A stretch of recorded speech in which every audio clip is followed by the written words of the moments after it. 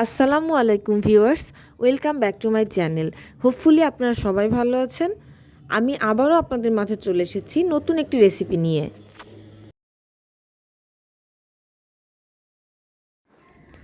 চিংড়ি মাছ দিয়ে করলা চচ্চড়ি। রেসিপিটি কিন্তু বেশ মজার, পাশাপাশি করলা আমাদের স্বাস্থ্যের জন্যও কিন্তু অনেক ভালো। এখানে আমি দিয়ে দিচ্ছি করলা কুচি। 5টি করলাকে আমি ভালোভাবে কেটে লবণ দিয়ে মেখে রেখেছিলাম। দিয়ে দিচ্ছি 2টি আলু কুচি। করলা লবণ দিয়ে মেখে রাখার কারণে এর ভেতরে তেতোভাব চলে যাবে। দিয়ে দিচ্ছি 1 কাপ পরিমাণ পেঁয়াজ কুচি।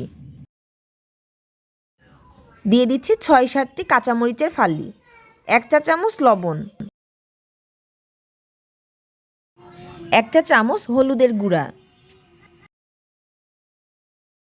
হাফ চা চামচ মরিচের গুঁড়া, 1 চা চামচ ধনিয়ার গুঁড়া, মেজারমেন্ট কাপের 1 কাপ সয়াবিন তেল। এবার সমস্ত উপকরণগুলোকে আমি খুব ভালোভাবে মেখে নিব। দিয়ে দিচ্ছি হলুদ এবং লবণ দিয়ে মেখে রাখা চিংড়ি মাছ।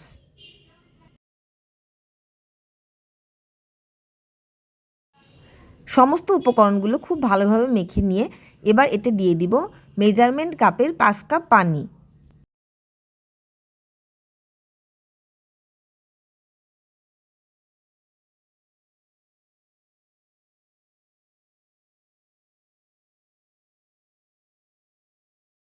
ঢাকনা দিয়ে এবার আমি চুলায় বসিয়ে দিব। প্রথম 10 মিনিট হাই হিটে এবং পরের 10 মিনিট মিডিয়াম টু লো হিটে আমি এটিকে রান্না করে নিব।